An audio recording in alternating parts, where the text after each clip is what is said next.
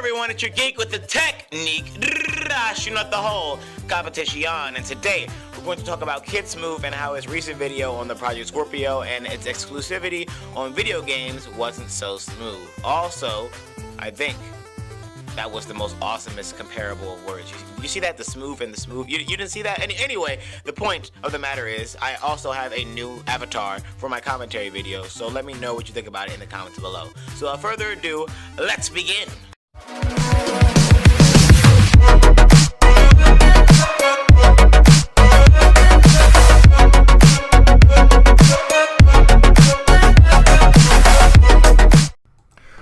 What's up, everybody? It is the best bot, KidSmoove, and I got a confession to make. Alright?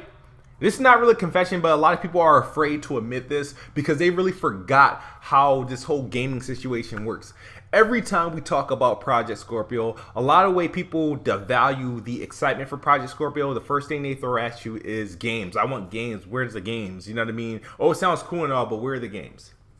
When you look up the word devalue on Google, it says to reduce or underestimate the worth or importance of. So first off, when I talk about the Project Scorpio not having any games on it, I'm not reducing my excitement for it because A, I'm not going on a hype train like some Xbox fanboys, meaning my excitement for the product is already low. And B, it's a fact. There aren't any games or exclusives for the Scorpio, which makes me very cautious about the direction Microsoft takes on the gaming world and its games. So in short, I'm not demeaning the excitement, I'm just precautious on a new product that doesn't have what I think it needs or should have. Now, when it comes to new consoles, new hardware, games is not the first thing you're worried about. Games. Now, when I say this, and I'm sure somebody's going to clip that part of the video and be like, oh, this is all he said. No. When it comes to new hardware, first thing we're talking about, what does the game look like and what features is the new hardware going to have? That's very subjective of you to say, KidSmoove, as not everyone thinks that's something to be concentrated on. But something could be said about those who do take into consideration games first. I mean, such as me. Alright, who isn't a tech whiz. I'm not saying that all tech whizzes don't take this into consideration, but I take games into consideration first. The concept, how good is it? What does it do? How does it perform? Later on, that's what I think about, but what's the concept and the main premise of the game is what I think about first. When we're going from PS2 to PS3 and Xbox 360, the first thing was like the graphics. Oh, you could do this, you couldn't do that on this. That was the big deal. We talked about games, but we weren't talking about games of the amounts of games with new hardware being talked about. We're talking about what they would look like and what they would be able to do. It's been like that generation to generation. See, I don't know about that feature crap he's talking about, but I do agree personally for me, when I see new hardware, I do ask myself, what does this game look like when in the comparison or when new hardware is brought up in the possession of a game. And as for the PS2 and PS3 to Xbox and Xbox 360 comparison, let's settle it this way. Yes, the PS3 looked beautiful with its HD output depending on if you had an HDMI cable or not and yada yada yada. But the big thing, KidSmoove, the big thing in my opinion, wasn't its graphical potential, but the price, something that caused its sales not to skyrocket like its predecessor, the PS2, and something your friends at Microsoft are having a hard time deciding on at this moment, so it won't scare its consumers away. Basically, you're getting a lot of bang for your buck, but the prices is what held it back, or held people back from trying the product for a long time instead of the graphical potential. As for the Xbox to the Xbox 360, well, not to say Microsoft used Sony's cell processor for the Xbox 360, but they did. But that's beyond the technological advancement you're talking about. So let me get to the point. The GPU for the 360, which was a Xenos GPU, was very well to develop for, especially for PC devs, seeing that it was comparable with a version of DirectX 9's API. So in total, yes, the graphics played a role, but I would have to say the games on the platform were at least on the level, if not major or beyond the level of comparison to graphics. So you're not entirely wrong in my opinion, it's just I'm pretty sure graphics were paid attention to, but not as large as you say it is. Because we all knew by default, well, they're making a gaming console, so obviously it's there to play games, so obviously by default games will be available. Don't know how many, but games will be available. So when you guys are sitting there poking fun and dismissing the Project Scorpio, oh, it sounds interesting, but what about the games? You're lying to yourself, and you're making people feel like they're caring about the wrong games. No, for those who are interested in Project Scorpio and all of its power and all its specs and what it can be able to do, you should be excited, because that's what they built it for. They built a new console to run your games at a much higher resolution, at a more stable frame rate, and for you to overall get a better experience, a better quality of their product. What's wrong with that? How am I lying to myself? Obviously, there's going to be games on the Scorpio. The question is, are there any exclusives? And apparently to you, you don't even know how many. Don't know how many, but games will be available. There's also nothing wrong with building a console to get a better experience, but there is something wrong with making a console to sell to people who only have a 4K TV, who can only play their terrible exclusive, except for Forza and Gears of War 4, but who can only play their terrible exclusive, which only one is built off of good scenery, which is Forza, which is the only reason why Digital Foundry decided to show that at 4K 60 FPS, because that's the only game that shows the potential of graphics of good scenery. Alright, and you will only be playing multiplats that look good and might run at 60 frames per second, because they're not designed specifically for the Xbox console, as aka mentioned the Scorpio, which is probably why Forza looks so good.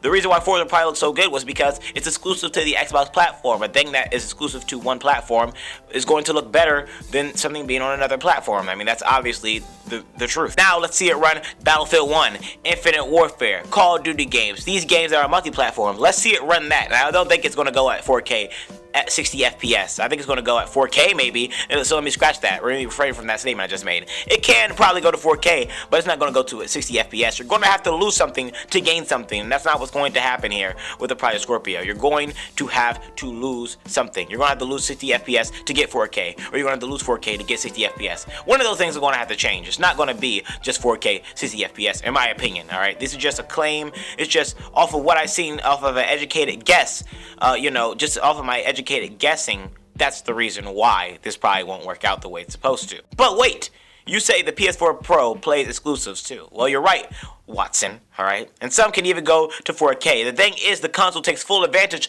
of its exclusives that look pretty. Uncharted, Horizon Zero Dawn, these games and more look pretty on the PS4 Pro.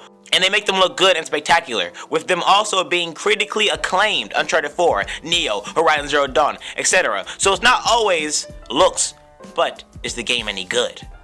But people want you to feel bad for being excited for 4K resolutions and excited for locked frame rates, excited for better performance, excited for better looking fidelity. Like, that's what, even though it was okay for us to be excited for those same exact things, when we were jumping from PS2 to 360 to PS3, we were looking for better graphics and bigger worlds and better features. When we were going from the 360 to Xbox One, I mean, we already thought at that time shit looked good. So when we were seeing Xbox One and PlayStation 4, we were thinking about photorealism. We seen Rise and we were just fucking amazed. We seen fucking The Order. We were fucking amazed and shit because the way the games looked on these new machines. Proving my point even further, this nigga brings up The Order 1886, which was a beautiful looking game at its time, but due to its empty world, quick time event boss fights, and predictable story, it scored a 63 on Metacritic with a user score of 6.6 and a 6.5 from IGN, even being called a beautiful failed experiment in cinematic gaming. Why do you want a new machine?